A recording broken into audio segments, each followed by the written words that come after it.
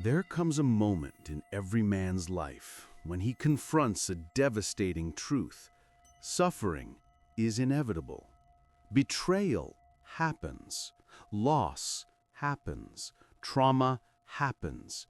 And in that moment, you have a choice.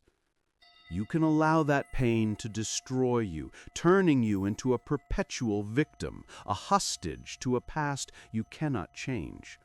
Or you can do something few dare. Voluntarily descend into the hell of your own psyche, confront the demons that dwell there, and emerge transformed, forged into something stronger than you ever were. What if I revealed that there's a map left by one of the greatest explorers of the human mind that details exactly how to perform this psychological alchemy? Carl Jung, Swiss psychiatrist, rebellious disciple of Freud, explorer of the collective unconscious. After his break with Freud in 1913, Jung experienced what he called a confrontation with the unconscious, a period of profound crisis where he regularly visited the abyss of his own mind. He saw visions, conversed with inner figures, and recorded disturbing dreams. Most would have gone mad. Jung transformed this into the foundation of all his work. He discovered something that modern society tries to hide. Trauma is not just an obstacle to be overcome. It is raw material, lead that can be transmuted into psychological gold, into strength, into uncontrollable power over one's own existence. But we live in an age of victims, a culture that rewards fragility, that encourages you to perpetually identify with your trauma, to use it as an excuse, as an identity. I am this way because of what happened to me. This is the most effective psychological prison ever created. Jung saw through this illusion a century ago. We will delve into the Jungian system of psychological transformation. You will learn how to confront your shadow without being destroyed, how to use the individuation process to become truly autonomous, how to activate the transcendent function that unites opposites within you, how to recognize the archetypes of trauma, and in advanced tactics, psychological alchemy, confronting the self, synchronicity, and the archetype of the wounded hero, how your greatest weakness becomes your greatest strength. Be prepared. Jung offers no shortcuts. He offers the real path, difficult, painful, but one that leads to true transformation. Law 1. Confront your shadow. What you reject controls you. Until you make the unconscious conscious, it will direct your life, and you will call it fate. Everything you reject, deny, repress doesn't disappear. It becomes your shadow, an autonomous subpersonality operating behind the scenes, sabotaging relationships, decisions, peace. The shadow contains repressed flaws and powers, unexpressed anger, ambition you feel ashamed of, repressed desire, healthy selfishness sacrificed to be good. A child is born without divisions, but society, parents, and religion teach us what is acceptable. So we construct a persona, a social mask. What doesn't fit is relegated to the shadow. Trauma amplifies this. If you were abused, you repress vulnerability. If you were betrayed, you hide your trust. If you were humiliated, you conceal your power. You become fragmented, living with a fraction of your wholeness while the shadow gains autonomy. Jung discovered that the shadow is projected. What you hate in others is often what you reject in yourself. The man who despises the weak fears his own weakness. The woman who detests false people flees from her inauthenticity. The Strange Case of Dr. Jekyll and Mr. Hyde by Stevenson. Jekyll is the perfect persona, respected, moral, controlled. He creates a potion releasing Mr. Hyde, his complete shadow. Hyde does everything Jekyll repressed: violence, debauchery, cruelty. Initially, Jekyll believes he controls Hyde, visits him whenever he wants. But the shadow, partially conscious but not integrated, gains power. Hyde emerges spontaneously until Jekyll loses control completely. During his confrontation with the unconscious, Jung had disturbing fantasies. Instead of repressing them, he dialogued with them. He personified images, conversed with them. He discovered figures like Philemon, a wise man with bull horns who taught him things Jung didn't know consciously. He confronted his shadow through active imagination. In doing so, he recovered trapped psychic energy. He didn't become evil, he became whole and infinitely more powerful. The shadow manifests today in disproportionate reactions when something small provokes intense anger, unexplained self-sabotage when about to achieve success, addictions as attempts to silence the shadow without confronting it, obsessive judgment of others as projection. Shadow inventory. List 5 people you viscerally detest. For each, write down what characteristic triggers your reaction. Then ask yourself, where does that characteristic exist within you, even if repressed? Dialogue with the shadow.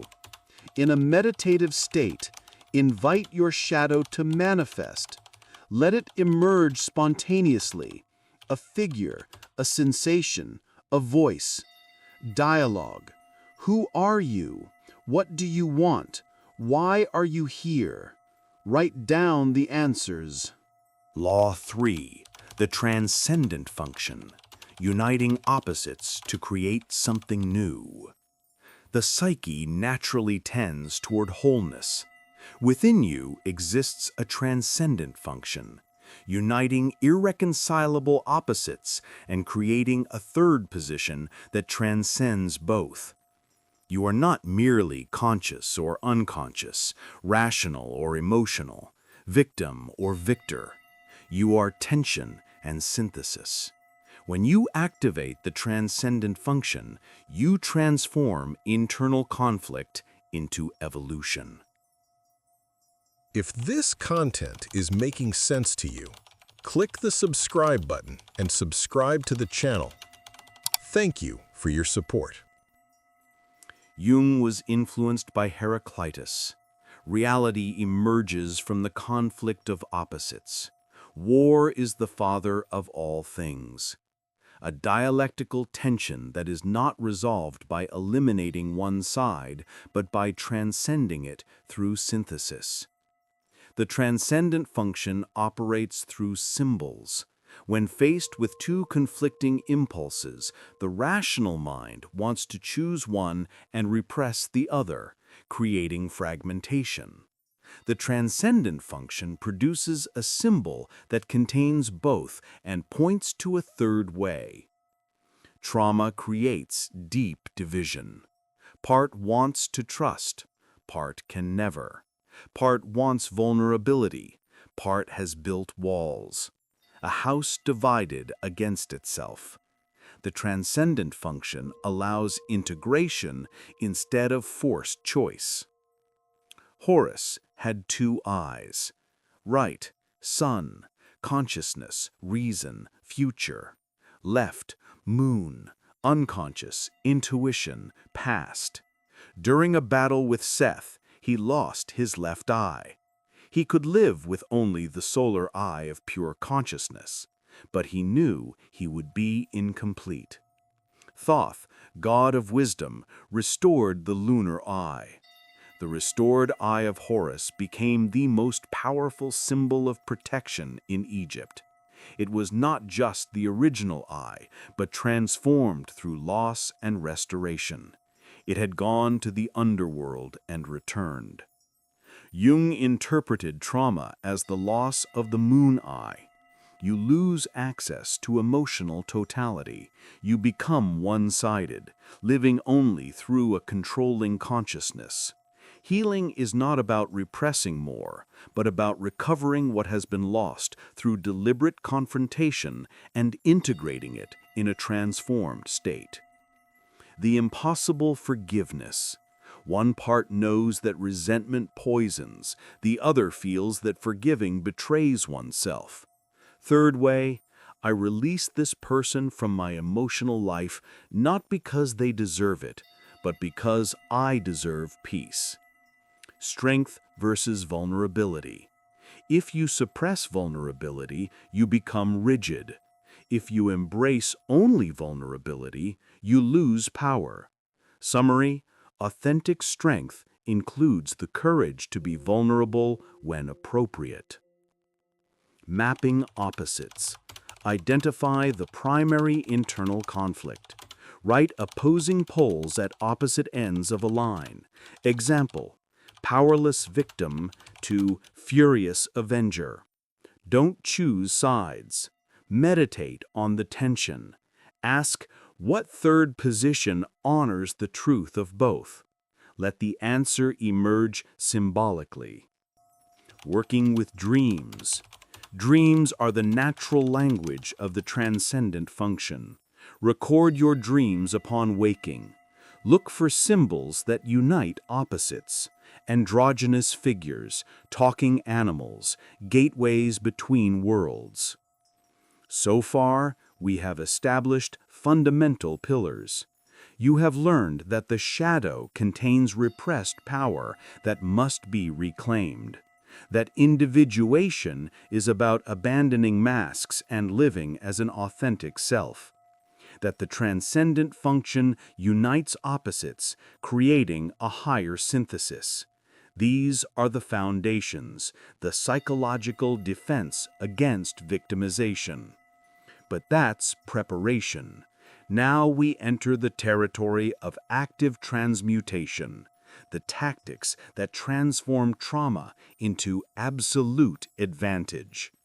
The following laws are not for the faint of heart. They teach you how to use the worst that has happened to you as fuel for your greatest power. Like alchemists who transformed lead into gold, you will learn how to transform poison into medicine. Prepare yourself for the most dangerous knowledge, the one that liberates completely. Law 4. Psychological alchemy. Transform poison into medicine. Jung dedicated years to studying medieval alchemy, realizing that beneath the cryptic language of metals and furnaces lay a precise mapping of psychological transformation. The alchemical process of transforming lead into gold had stages: nigredo, albedo, cintrinitis, rubedo. Not metaphorical, operational. Nigredo is the initial confrontation with trauma, a descent into raw matter, decay, the symbolic death of the former ego.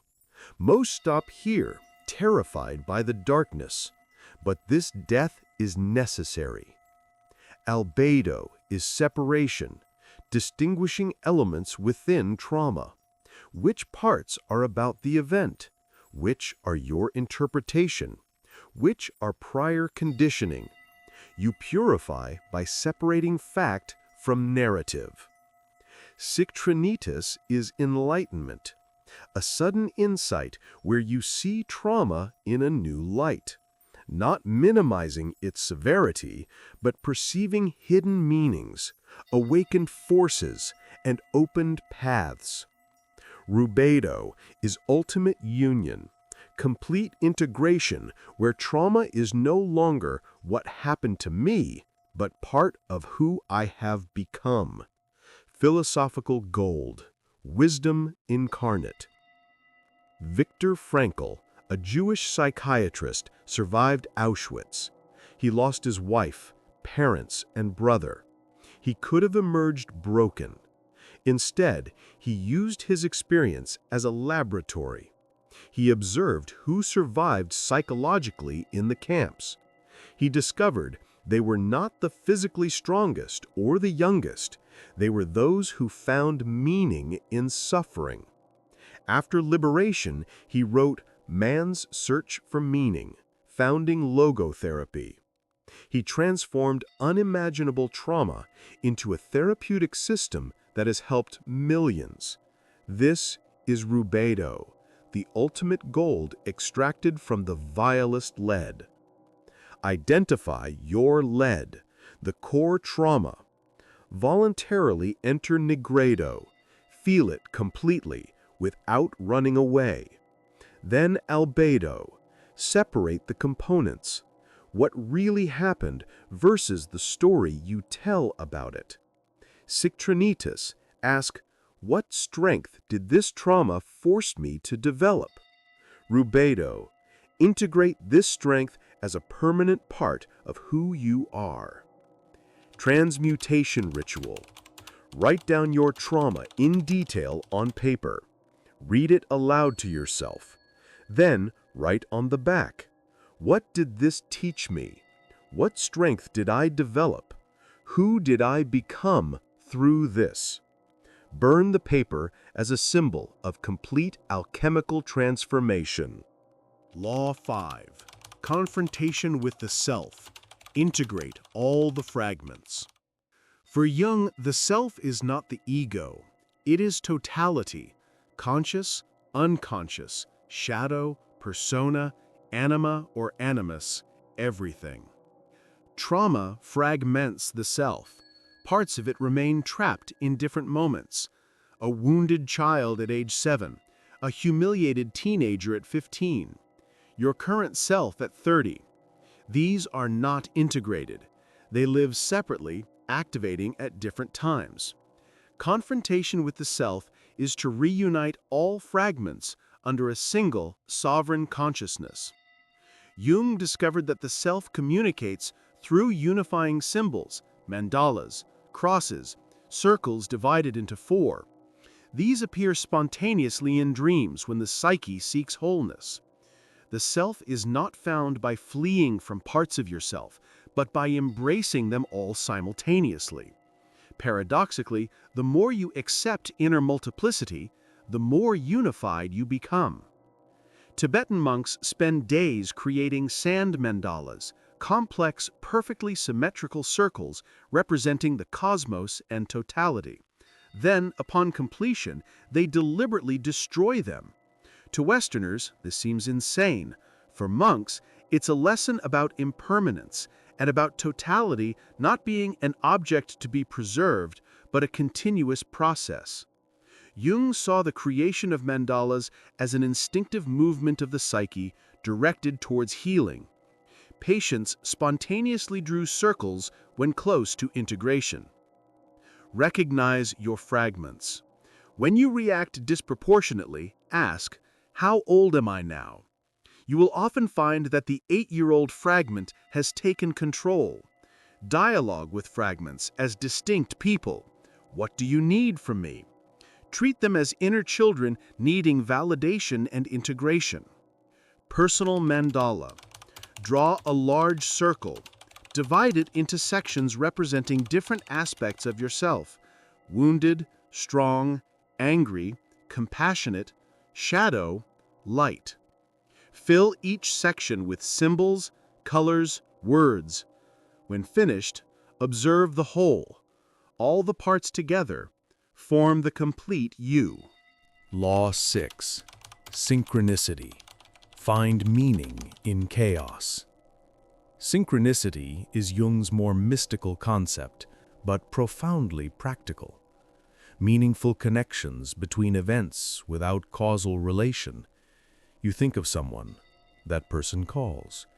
You dream of a specific symbol, you see it the next day. Jung proposed that mind and matter are not separate. There is a connective principle. Trauma is often accompanied by synchronicities, as if the universe were communicating something.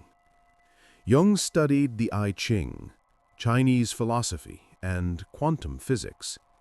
He concluded that causality is not the only way events connect. There is also connection through meaning. In moments of profound psychological transformation, synchronicities increase, not because you are magically attracting them, but because you are attentive to patterns that have always existed. A patient of Jung's recounted a dream about an Egyptian golden beetle, a symbol of rebirth. While she was telling the story, Jung heard a knock on the window. It was a rare beetle, extremely uncommon in that region and time. Jung picked it up and handed it to the patient. "Here is your beetle." This moment broke the patient's rigid rationalism, allowing for emotional openness. Trauma had made her excessively mental. Synchronicity reconnected her with mystery. After trauma, you may feel that life is chaotic, meaningless. Synchronicity is not superstition, it's the recognition of meaningful patterns. Start by noting strange coincidences, unexpected encounters, recurring symbols. Don't interpret prematurely, just observe. Patterns emerge, revealing that even in chaos, there is an invisible order guiding you. Synchronicity Diary. For 30 days, record every significant coincidence. A chance encounter that changed something. A book that appeared at the right time. A recurring symbol. At the end, review it. You will see that you were being guided even when you felt lost. Law 7. The wounded hero. His greatest weakness is his greatest strength. Archetype of the wounded hero, one who has been broken and therefore can heal others. Chiron, the mythological centaur, was immortal but suffered from an incurable wound. He became the greatest healer in Greek mythology precisely because he knew pain that cannot be completely eliminated. His trauma is not his weakness, it is his credential. It is what allows him to speak with authority about transformation. Jung realized that the best therapists were those who had gone through their own crises. The wounded therapist heals better. Not because suffering is necessary, but because those who have traversed darkness instantly recognize it in others. Their trauma gives them an insight impossible to obtain otherwise. You see through masks. You recognize hidden pain. You detect falsehood. These are superpowers born of suffering. Jung's confrontation with the unconscious nearly destroyed him. For years he lived on the edge of sanity, but he emerged with insights that founded an entire school of psychology. He wouldn't have discovered shadow, individuation, archetypes without personally descending into the abyss. His wound became his authority. When he spoke of confronting inner darkness, it wasn't theory, it was testimony. Stop seeing trauma as a flaw to hide. It's your distinguishing feature. In a world of superficiality, you have depth. In a world of denial, you have truth. People sense this. You don't need to tell your story to everyone, but they know you understand something essential. Use that. Your empathy is a weapon. Your resilience is an advantage. Your capacity to feel deeply is power in an emotionally numb world. Identifying superpowers. List 5 abilities you developed through trauma. Perhaps it's hypervigilance that now allows you to read people instantly. Perhaps it's forced self-sufficiency that made you unstoppable. Acknowledge these wouldn't exist without the suffering. Don't be grateful for the trauma. Be strategic about the power you've drawn from it. The final declaration. Write and recite daily. I was broken. I confronted my darkness. I integrated my fragments. What tried to destroy me made me indestructible. Nothing and no one will ever hurt me again, not because I am insensitive, but because I transmuted pain into power. I am the end result of the worst that life can do, and I am here stronger than before.